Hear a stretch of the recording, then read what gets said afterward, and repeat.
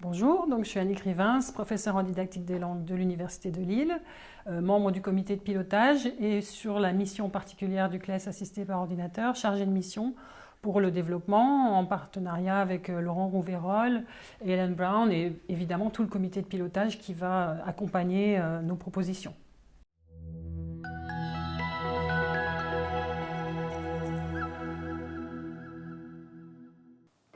Alors, le projet CLES assisté par ordinateur ou CLES numérique, pourquoi? Parce que ça fait longtemps qu'on veut transformer, faire bouger le CLES. On a besoin pour pouvoir faciliter l'accès à davantage d'étudiants, faire des plus grandes sessions, faciliter aussi la correction du CLES, être dans son temps aussi. Donc c'est un projet auquel on réfléchit depuis longtemps et qui peut se mettre en œuvre cette année. Donc c'est important pour nous de passer la phase de numérisation et d'avoir de nouveaux formats à proposer.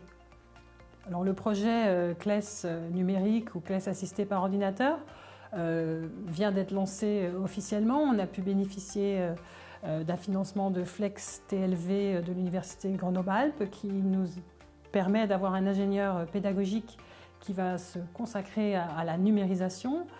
Donc on va travailler sur une logique de développement, proposition, expérimentation. On fera un retour sous une forme de recherche-action de ces expérimentations et puis on en tirera les conséquences pour des choix définitifs. Tout ça en interaction avec le COPIL, avec les centres CLES. Alors le CLES assisté par ordinateur, c'est un projet important et stratégique pour s'ouvrir à un public plus large, s'ouvrir au public de la formation continue, s'ouvrir au public, le grand public, puisque tout un chacun peut aujourd'hui s'inscrire au CLES, s'adresser à davantage d'étudiants aussi en formation initiale pour pouvoir faire des sessions plus larges avec davantage d'ampleur. Donc c'est un projet stratégique aussi pour bien faire cette transition du papier vers le numérique en gardant les caractéristiques du CLES, approche actionnelle, approche par scénario, validation de compétences et de compétences plurielles, y compris l'interaction orale, ce qui est quand même, par exemple pour le CLES B2, une particularité de notre certification et qui donne toute cette valeur à cette certification. Donc c'est un moment clé pour garder les caractéristiques du CLES et en même temps aller de l'avant et proposer des nouveaux formats qui soient plus porteurs et plus en phase avec les besoins de nos publics diversifiés.